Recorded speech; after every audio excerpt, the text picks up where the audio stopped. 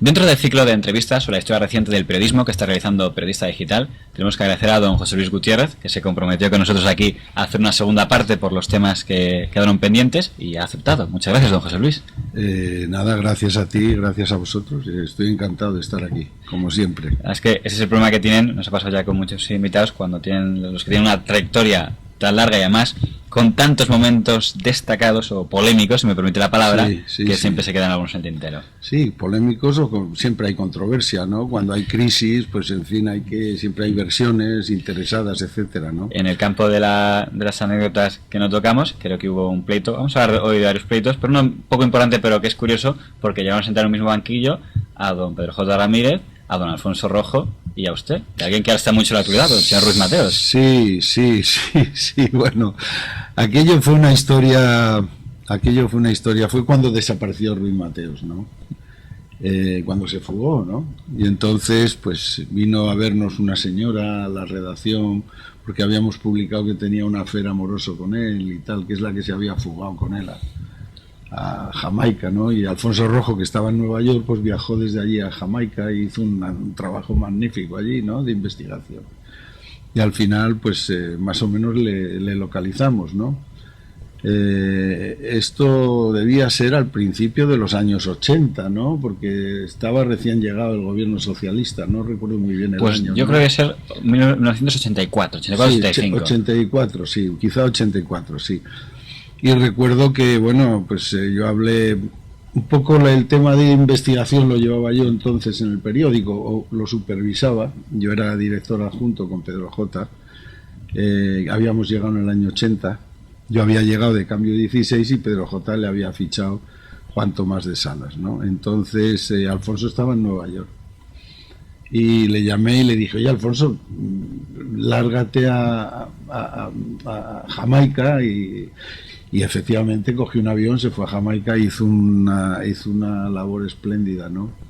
La verdad es que no está contada la historia de Alfonso como gran periodista, ¿no? Como magnífico corresponsal de guerra, no está contada.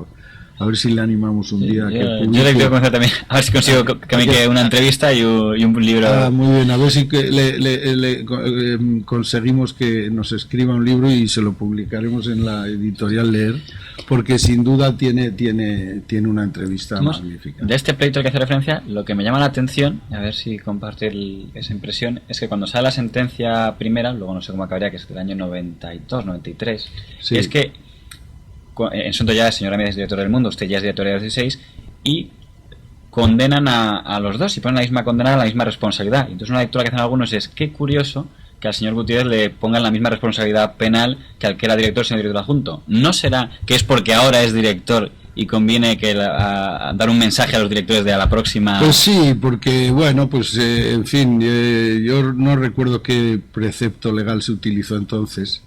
Desde luego, si era la ley de prensa de Franco, pues esto que sigue vigente, que es unos grandes temas, pero sigue todavía vigente. Si era la ley de prensa de Franco, pues ahí se encausaba pues al director y a la empresa editora, no siempre por el efecto de la responsabilidad en cascada, ¿no? Y aquí en aquella ocasión también usted que era el adjunto, es lo que era director adjunto, sí, bueno, pues era una forma de complicarte la vida. A mí me dijo una vez cierto dirigente socialista, un hombre importante, ¿no? Javier Solana, me dijo, es que los periodistas tenéis mucho poder. Digo, pero yo no tengo ningún poder, Javier, yo escribo lo que creo que tengo que escribir y tal. No, es que tenemos mucho poder. Bueno, pues ya a partir de ahí se trataba de invadir el territorio del periodismo independiente y sustituirlo por propagandistas dóciles para que los periodistas independientes no tuvieran tanto poder, ¿no? Posiblemente. Y ese proceso ha seguido y lo estamos viendo ahora más o menos culminado en todo lo que está pasando. Pero bueno, aquella historia efectivamente, pero no fue de las más complicadas, realmente. No, pues más quizá anecdóticas, pero interesante en todo caso. Porque realmente Ruiz Mateos, el hombre, pues salió huyendo y tal. Hombre, a mí el pobre hombre, pues en fin, lo pasó mal, ¿no? Luego tuvo aquella operación extraña que decían que si la habían envenenado, etcétera, ¿no? No sabía. Sí. Le tuvieron que operar del estómago y tal. Un tema que no tratamos la otra vez es su contribución en la radio, como una figura importante en las tertulias de radio. De hecho, en la primera tertulia de radio, el otro día estaba don Ramón Pi, que discrepaba deportivamente con el señor Onega sobre quién fue el que tuvo la idea, pero lo que están de acuerdo es que en esa primera tertulia radiofónica, estoy hablando de la cadena SER, la trastienda, estaba como tertuliano don José Luis Gutiérrez. ¿Cómo fue aquella tertulia que además fue suprimida por la cadena SER, que de repente pensó que eso estorbaba? Ya, por la nueva cadena SER. Bueno, no por la antigua, no, ya fue suprimida por la antigua. Sí, vamos a ver, he visto las entrevistas estupendas que has realizado con dos personas vinculadas a aquella etapa, que eran Fernando Onega por un lado, y el otro Ramón Pi, que la vi ayer también estuvo en la primera época de la trastienda, ¿no? Se han dicho cosas que no son del todo exactas, ¿no? La verdad de aquella tertulia, primero, el origen fue una idea que yo le doy a Fernando Onega un año y pico antes, pero no que porque sea mía. Fernando ha contado que la idea le salió al ver al grupo Crónica y tal, a periodistas hablando y tal, dice, ¿por qué no se lleva eso a la radio? No, un año antes yo, en una comida en el restaurante Solchaga, yo le dije, hombre, eres director de informativos de la cadena SER en Nueva York. Yo recuerdo cuando la guerra del Vietnam, en los últimos tiempos había unos programas de radio con una enorme audiencia, hablando solo de la guerra de Vietnam, y intervenían periodistas, columnistas importantes de los grandes periódicos americanos y de las grandes revistas. ¿Por qué no hacemos algo parecido aquí? Yo entonces era columnista, era director adjunto y columnista de Diario 16. Y bueno, nada, aquello se lo comimos, nunca me olvidaré, en el restaurante Solchaga, y de repente un año después me llama y me invita a comer y volvemos a tener otra comida. ¿Te acuerdas aquello que comentábamos y tal? Aquella idea de hacer los programas aquellos neoyorquinos y tal, ¿no? Y entonces digo, pues sí,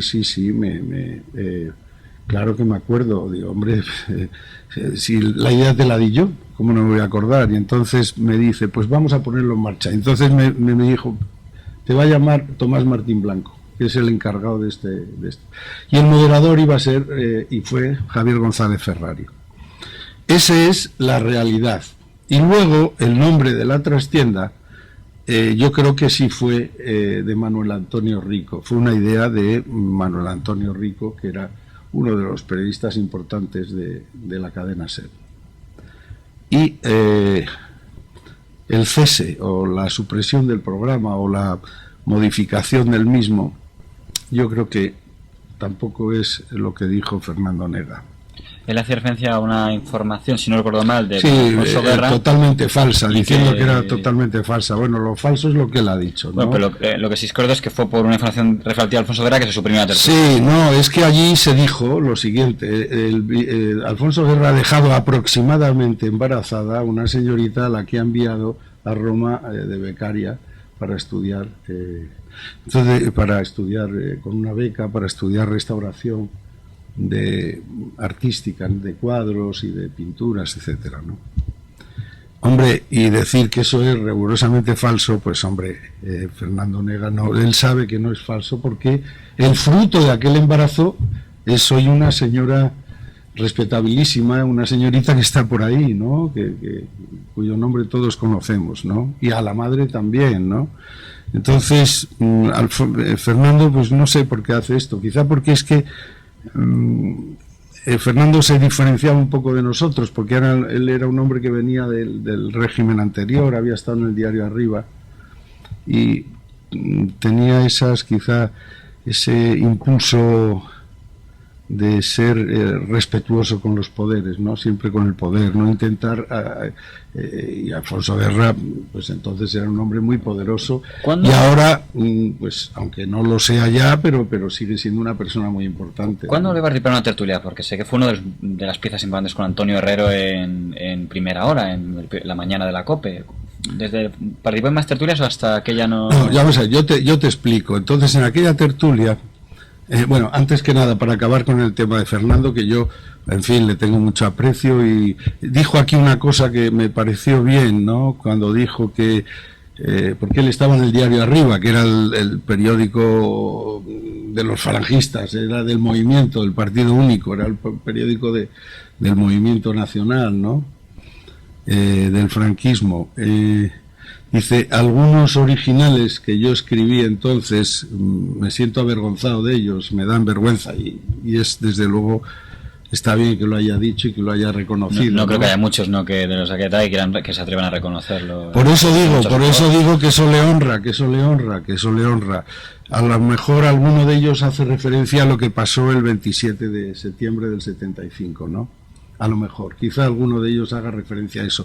En esa fecha fueron fusiladas 5 personas con una escandalera mundial terrible. El Papa pidió clemencia, tal, Franco no hizo caso y se produjeron los fusilamientos. Yo recuerdo que yo fui a la ONU, yo estaba en México y entonces fui a la ONU, a las Naciones Unidas, viajé a Nueva York, y el entonces ministro Cortina Mauri, que estaba pasando por un pasillo para dirigirse a la asamblea, entonces yo le grité y le dije no a la pena de muerte, no a los fusilamientos, y entonces él se paró, iba con varias personas y dijo, ¿ese quién es? Y uno de ellos me salvó la vida, porque dijo, no, es un mexicano. Yo iba con algunos amigos de México y tal, dice, es un mexicano y tal, y entonces siguió. Pero sí, yo hubiera tenido grandes problemas a la hora de volver a España. No, ya que tomaran el dato de la policía. Claro, bueno, no solo eso, sino entonces no había cámaras, no era tan fácil como ahora, que se puede hacer una foto con un móvil o incluso filmar con un móvil, etcétera. Entonces pues no había fotógrafos por allí, ¿no?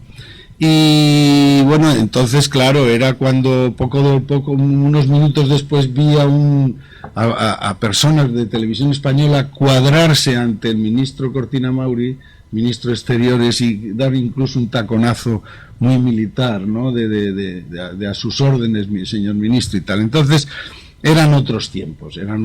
Yo entonces estaba, pues eso, en el año 75 yo ya estaba, me parece que estaba en Cambio 16, ya sí, porque entré en mayo del 75, en abril del 75 empecé, y en mayo ya estaba en Cambio 16, ¿no? Pero antes había estado en Gentleman, había estado con Juan Luis Cebrián, fue director de informativos en un momento muy... Sí, cuando él se marcha a dirigir los informativos de Televisión Española, la verdad es que es un momento de apertura, cuando hay una fase de apertura donde están los dos ministros aperturistas, que son Pío Cabanillas y Barrera de Irimo en Hacienda, y se les enfrenta el sector duro del franquismo, que es lo que llamábamos el búnker, era José Antonio Girón, el falangista Girón, etcétera, ¿no? Y Rosón. O sea, digamos el franquismo reformista, ¿no? Eso, eran los reformistas. Entonces, bueno, al final todos dimite Juan Luis también y tal. Él había dejado la dirección de Gentleman, y yo, que era redactor jefe, pasé a ser director de Gentleman, ¿no? Y ahí ya empecé a tener problemas con la censura, etcétera, con todo el mundo, ¿no? Pues volviendo al tema de las tertulias, José Luis Gutiérrez, digamos, era una de las patas importantes de la tertulia de don Antonio Herrero, ¿no? En la COPE, si no me equivoco. ¿En qué momento, digamos, esto viene a colación porque le he leído en el libro, creo que se titula Gente Rara, sí. Le he leído una réplica a don Juan Cruz, por una historia de la que vamos a hablar ahora amplio y tendido, que se llama Marruecos, pero le leí también una réplica a don Luis Herrero, sí, que me llama mucha atención. Desconocía, yo escuché aquel especial de Antonio Herrero en el que estuvieron los dos, pero no noté en ese momento que había... Hay una fase intermedia. Antes de llegar a Antonio Herrero hay otra fase, ¿no? Yo llegué desde aquella tertulia primera de la SER. Luego hay un señor que es un empleado de Radio Nacional y que tiene un programa en Radio Nacional que tiene un eco tremendo. Entonces, ese señor toma la decisión de decir, yo aquí estoy cobrando una miseria, tengo un programa que lo oyen millones y me voy a pasar a la radio privada donde me pagan millones. Ese señor se llama don Luis del Olmo. Don Luis del Olmo. Y él se lleva su programa Protagonistas, de costa a costa se llamaba Protagonistas, y se lleva el programa Protagonistas a la cadena COPE. Y lo primero que hace es llamarme a mí. y además es un paisano, es un señor que es de Ponferrada, es de León, igual que el director de esta casa, Alfonso Rojo, y que yo mismo, ¿no? Entonces, bueno, recuerdo que lo primero que hace es enfrentarme a José Luis Balbín, con que yo había tenido una pequeña refriega, pues por cuando él estaba en la clave, que en fin, una clave censurada por los gobernantes socialistas y tal. El caso Alonso Puerta. Exacto, exacto. Y yo algo nos contó cuando estuvimos por aquí. Y yo en Diario 16 pues lo saqué en primera y tal, y aquello organizó un pequeño... Luego le voy a tener que pedir que mire la entrevista a Sabrina. No, porque Balbín también entró en la misma tertulia, ¿no? Entonces nos enfrentó a los dos en el primero o el segundo programa, recuerdo. Tengo una foto incluso de aquella tal. Y entonces yo entré en el programa de Luis del Olmo, y entré. Y ahí estuvimos varios años, y aquella tertulia se convirtió, pues eso, en la más vista y la más oída de esto de la radio española, ¿no? La más oída, porque era radio, ¿no? Y luego Luis del Olmo se va.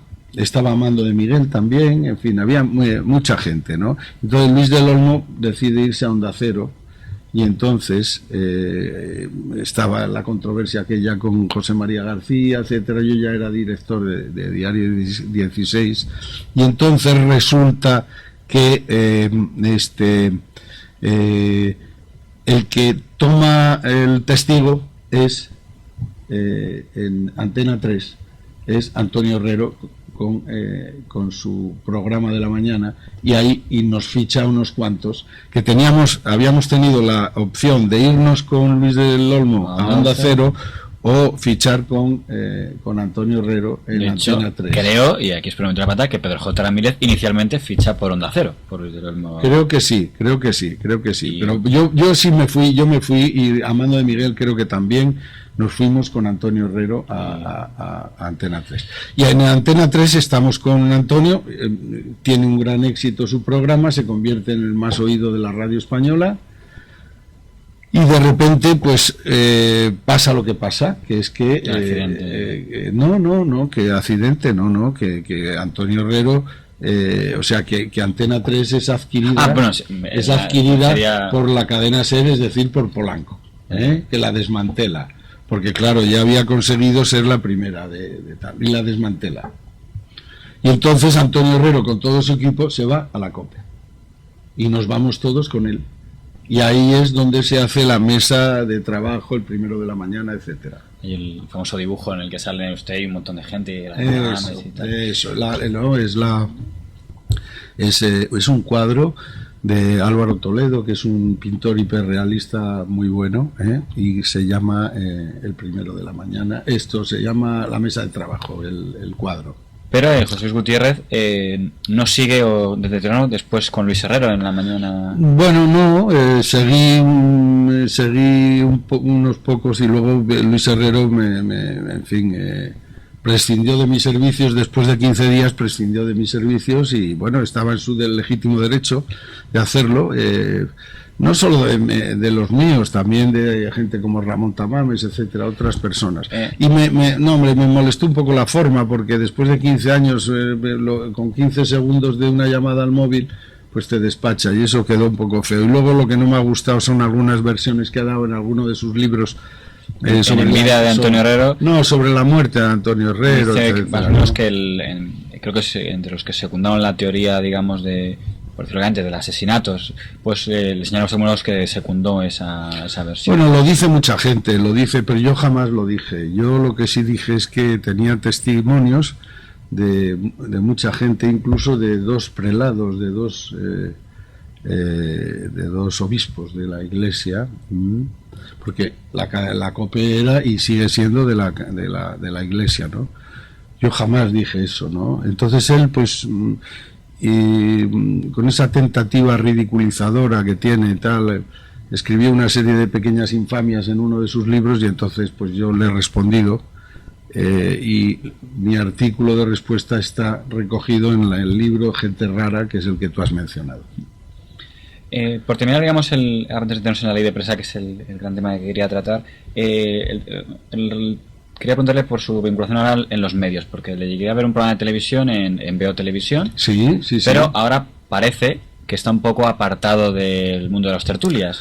Bueno, me han apartado, ¿no? A mí me han apartado. O sea, ese voluntario... Me han apartado. Aquí se trata de poner a propagandistas de uno u otro partido, ¿no? Y yo soy un periodista independiente y no quiero ser de ningún partido, así de sencillo. Es decir, entonces, pues eso es de lo que se trata, ¿no? Entonces me han apartado, ¿no? Y voy a ver, pues no sé, pues...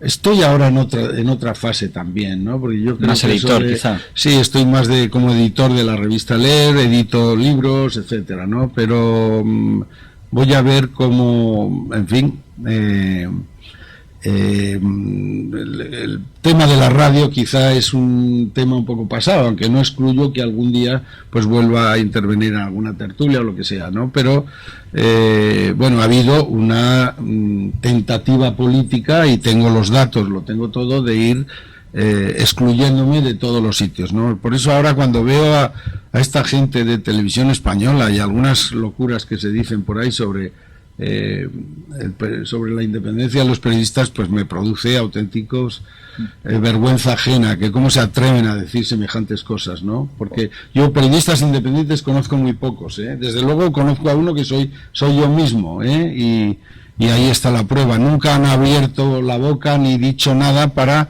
defenderme en el caso Hassan II, con el que he estado 14 años procesado y condenado, en ese tema, que la otra vez fue la cosa que se os quedó pendiente, porque usted dijo que además iba a contar por qué la ley de prensa del general Franco, o por lo menos de la ley Fraga, por no la etapa final de la ley Franco, seguía en activo, porque nos habló de que hubo un intento de quitarla y al final no se quitó, y vinculado al señor Fraga Iribarne, a presidente de Galicia. La ley de prensa de Franco está vigente.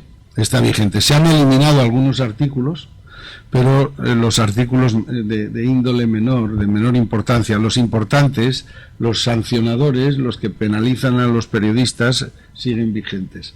Por ejemplo, la responsabilidad en cascada. ¿Qué quiere decir eso? Pues eso quiere decir que si yo digo algo en esta tertulia teóricamente punible o perseguible judicialmente, pues me pueden perseguir a mí, demandar a mí, al director del programa, que eres tú, y al director de esta casa, que no está presente y no tiene nada que ver. Eso se llama la responsabilidad en cascada. Incluso a la empresa editora de esta casa, o sea, al Consejo de Administración. Incluso, si fuera un medio impreso, a la distribuidora también. Entonces, ese disparate jurídico, que es eso es conseguir un ejército de censores gratis, que son los directores de medios, que por miedo a ser procesados y ser condenados, ya se ocuparán ellos de que sus redactores no saquen los pies del tiesto y no caigan en posibles injurias o calumnias o lo que es peor, atentados contra el honor, que es otro disparate tremendo, ¿no? Entonces,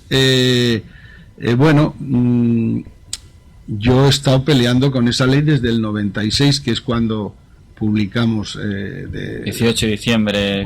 No, el 18 de diciembre del 95, publicamos la historia de Hassan II en Diario 16, que yo era director, y desde el 96, en mayo, que me ponen la primera demanda de protección del honor, desde entonces he estado luchando con eso. Para explicar a los internautas que a lo mejor no conocen el tema, el 18 de diciembre del 95, Diario 16 publica en portada un artículo donde más o menos se denuncia que se ha interceptado un furgón con droga, un camión con droga, que pertenece a una empresa llamada Dominios Reales. Que contenía naranjas en Algeciras, que contenía naranjas, y escondidas en esas naranjas iban nada más y nada menos que 5 toneladas de hachís. La guía de ese transporte pertenecía a Dominios Reales, que es una empresa familiar de la corona marroquí, ¿de acuerdo? Y entonces el rey de Marruecos considera que eso es un atentado contra su honor, y se persona como acusador. Sí, ¿no? El rey de Marruecos contrata los servicios de un un bufete de abogados en Francia que tiene otro bufete aquí, que son los hermanos Cremades. ¿Ellos qué es lo que critican? Decían que no era atentado contra que era de un pariente de la familia real, pero que no era de la familia real. ¿o? No, decían que bueno, que era falso y que eso atentaba contra el honor, porque el titular era una empresa familiar de Hassan II implicada en el narcotráfico, que es lo que era. Y es lo que negaban, que era una empresa familiar. Decían que había un familiar, que decían que era mentira, que no habían que habían procesado a los conductores y que eso lo habían hecho por su cuenta los conductores del camión. Que la empresa familiar no tenía nada que ver, que era entonces que nosotros teníamos que haber investigado eso con los conductores, que les procesaron y les condenaron efectivamente, pero les condenaron y procesaron mucho después de escrita la historia nuestra, con lo cual nosotros no podemos investigar el futuro y prever lo que iba a suceder. Bueno, el caso es que lo que sucedió fue que me condenaron en primera instancia. ¿Llegó a haber pena? ¿Era pena de prisión o multa o qué era? No, era un juicio civil, un juicio civil, y la condena se haría cuando volviera de nuevo al ejecutar la sentencia, es decir, primero tenía que recorrer toda la jurisdicción. Y luego cuando llegue al Supremo y el Supremo confirme, si desestima la demanda, pues no pasa nada, pero si mantiene la condena, como sucedió, pues entonces en ejecución de sentencia los demandantes pueden solicitar una cantidad de dinero que era lo que pensaban solicitar. El pleito fue tan largo que falleció la parte acusadora con el juicio. No, pero siguió su hijo, siguió Mohamed VI, de modo que eso prosiguió. Bueno, y entonces, en síntesis, ocurrió lo siguiente, que llegó al Supremo, nosotros interpusimos el recurso de casación. Ahí hubo de todo, desde abogados corruptos que hacían escritos deliberadamente perjudiciales para mí, etcétera, hubo de todo, ¿no? Fue Clemente Auger, ¿no? El juez. No, Clemente Auger fue el ponente, juez del Supremo, de la Sala Primera de lo Civil del Supremo. Y entonces él en su escrito, en su sentencia a mi recurso de casación, dijo que la información que era correcta, que era verídica y que estaba bien, que la información era cierta, que lo que era atentatorio contra el honor de Hassan II, del jefe del Estado, era el titular, que el titular era malintencionado y deliberadamente difamatorio. Bueno, entonces yo ya había organizado un pequeño escándalo internacional acudiendo a todas las organizaciones de defensa de la libertad de prensa. De hecho, una sentencia que ha sido puesta en España luego ha sido internacionalmente anulada. Exacto. Ahora vamos a eso. Entonces yo ya había escribí 2 libros sobre ello, y además de eso recorrí el mundo recabando el apoyo de todas las organizaciones de libertad de prensa internacionales, las más importantes del mundo, entre ellas el IPI, la UAN e incluso la Asociación Mundial de Periódicos, con 18.000 diarios en todo el mundo. En fin, organicé un pequeño, me tuve que gastar mucho dinero, hacer un gran esfuerzo, viajar por todo el mundo, etcétera. Entonces recurrí al Tribunal Constitucional en amparo, y que lo desestimó por un escrito no demasiado bien hecho, hecho por cierta abogado, ¿no? Pero bueno, el Tribunal Constitucional lo desestimó. Con lo cual, una vez agotada la jurisdicción española, fui a Estrasburgo en el 2007 y puse una demanda al Reino de España por atentar contra mis derechos humanos. Y el 10 de junio de 2010, el tribunal dictaminó que el Estado español había violado mis derechos humanos, sobre todo el del artículo 10 del Convenio Europeo de Derechos Humanos, sobre mi derecho humano a la libertad de prensa y de expresión. Y hizo una sentencia modélica donde figuran las 3 partes. Por un lado, la parte demandante, que son mis representantes; por otro lado, la parte demandada, el Estado español representado por un abogado del Estado, que era el que producía los escritos, y una tercera parte que es todas las organizaciones de defensa de la libertad de prensa que enviaron un escrito de apoyo a mí, que se llama un amicus curiae, que es una especie de mediación, un escrito de apoyo a mi causa, a partir de la defensa de todos los principios democráticos de libertad de prensa y expresión que están recogidos en la Declaración Universal de Derechos Humanos de las Naciones Unidas. Bien, entonces la sentencia esa es demoledora, porque lo primero que dice es que deja en un lugar muy malo a don Clemente Auger, aparte de que apoyar a un tirano, a uno de los mayores tiranos del siglo XX, como era Hassan II, un auténtico, en fin, genocida, uno de los tiranos más, en fin, más llamativos de la historia del siglo XX. Aparte de eso, le dice, cuando dice que es el titular, de la historia, el que lesiona el honor de Hassan II y no la información, que la información está bien, es seria. Entonces la sentencia dice: oiga, usted no es nadie para decirle a los periodistas como que tienen que ejercer su profesión. Métase usted en la suya y deje usted a los periodistas que realicen su profesión. Y entre ellos, uno de lo que tienen que hacer los periodistas es hacer los titulares como ellos crean conveniente, que hay veces que se hacen desde con cierta, digamos, espectacularidad para llamar la atención de los lectores, etcétera, etcétera. Eso es lo que dice en síntesis la sentencia, que es muy larga, ¿eh? Permítame un inciso de ese tema de la ley de prensa. Dejando al margen el caso de Hassan II, que además, si la información era veraz, pues no había lugar a información, pero vamos a dejar un momento al lado de ese caso concreto. ¿Qué cree usted que es lo peor que tiene la ley de prensa de Franco? ¿El hecho de que responsabilice al director de todo lo que hagan los redactores, o el hecho de que contemple la responsabilidad en cascada? O sea, sería, digamos, el punto. Hombre, es que, vamos a ver, es que eso rompe toda la concepción del derecho, de un Estado de Derecho, porque pongámoslo en otra actividad que no sea la periodística. Supongamos que yo soy el director de Telepizza, y uno de los conductores de Telepizza, con una de esas motos, atropella a una señora en la calle.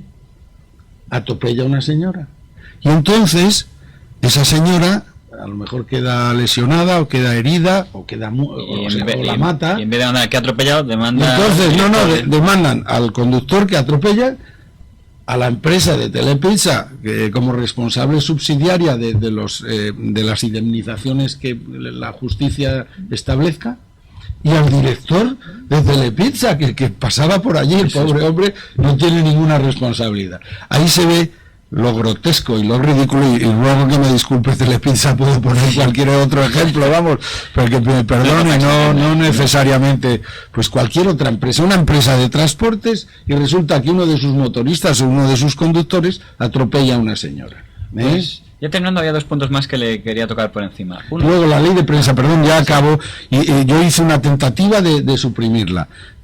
Incluso escribí un artículo y luego la explicación de voto, etcétera, porque tuvimos unas jornadas en el 2006 muy interesantes en el Senado, donde vinieron representantes internacionales a hablar con los representantes del Senado en una comisión que nos estuvieron escuchando, y estuvimos 2 días interesantísimos, y todo el mundo nos apoyaba, todo el mundo, incluido el Partido Socialista, el Partido Popular, los nacionalistas, todo el mundo nos apoyó. Había que derogar esa ley absurda, pero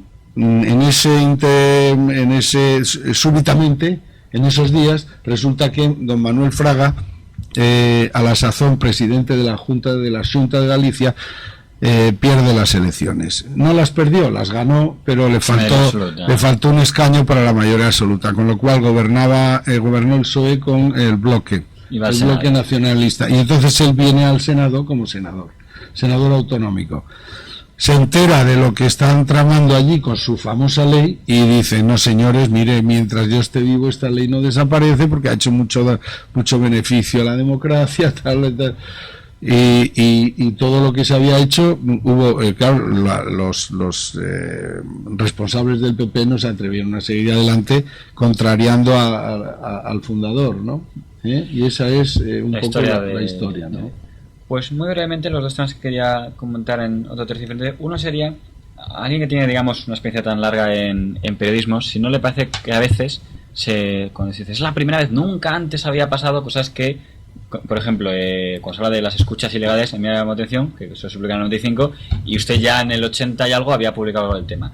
O, por ejemplo, el tema yo hay una portada de Diario 16 que se llama Pinchan en los teléfonos del director de Diario 16, o sea que, vamos, o sea... O pues, cuando yo oigo nunca antes la familia real había estado en el disparadero, yo he visto editoriales de Diario 16 cuando usted lo dirigía, donde ya advertía que había campañas contra el rey en el año 92, me parece que... Sí, un poquitín de... Sí, bueno, en el 92, claro, ahí empezaron a... Bueno, aquello fue una historia que tuvimos ahí bastantes refriegas entre el recién nacido Diario El Mundo y Diario 16 que lo dirigía yo, ¿no? En fin, surgió ahí, pues apareció el nombre de una señora a la que supuestamente tenía relaciones con, etcétera, ¿no? Y que no existía entonces ese tabú de no, hasta ahora no, ¿quién sabía? Hombre, lo que pasa es que sí, a lo largo, lo que sí se decía es lo siguiente, que a lo largo de la transición había una norma no escrita de no tocar al rey, ¿no? Eso era algo que todos los periodistas de la transición respetamos muchísimo, ¿no? Luego se abrió la veda, eso se rompió y, en fin, yo creo que los periodistas que hicimos la transición y que somos conscientes de lo que costó todo aquello, pues... de alguna manera lo seguimos respetando, ¿no? Porque este hombre, pues en fin, me refiero al rey, en este episodio último, pues hombre, se ha equivocado, evidentemente, ha pedido perdón, yo no sé muy bien por qué ha pedido perdón, dicho sea de paso, pero no lo sé, porque la gran tempestad mediática que se ha organizado con el viaje suyo famoso, pues tiene también una intrahistoria, ¿no? Hay también ingredientes a su favor, por ejemplo, los 25.000 millones de euros que ha obtenido de esto de inversiones de cierto estado del Golfo Pérsico que está detrás de la invitación al monarca de esta cacería, ¿no? O también, pues... que en Botsuana dicen que sobran 60.000 habitantes, 60.000 elefantes, ¿no? Yo que soy conservacionista, que adoro los animales, que veo un señor matar una perdiz y me produce sarpullido, pero los señores de Botsuana dicen que 60.000 animales comiendo 100 y pico, 200 kilos de vegetación cada día, cada uno, pues que arrasan las selvas, los bosques, los cultivos, etcétera. O sea que en todos los lados hay eso, ¿no? Hay argumentos, ¿no? Ahora bien, lo que está claro es que se equivocó tremendamente, al margen de la historia paralela con la señora esta alemana y tal, ¿no? Pero que se equivocó tremendamente al no ponderar el momento en el que él se iba, ¿no? Y luego todas esas cosas en fin, de que el gobierno no sabía que se había ido, tal, que ya había pasado en otra ocasión, ya había pasado en otra ocasión, porque en una ocasión el rey no firmó un nombramiento en el boletín oficial y salió su firma y tal, y él no estaba, ¿no? Y algo que tenía que ver con Fernández Ordóñez, con el que fue ministro del Partido Socialista, ¿no? Pero bueno, evidentemente, con esta virulencia con que se ha producido ahora, nunca había ocurrido, ¿no?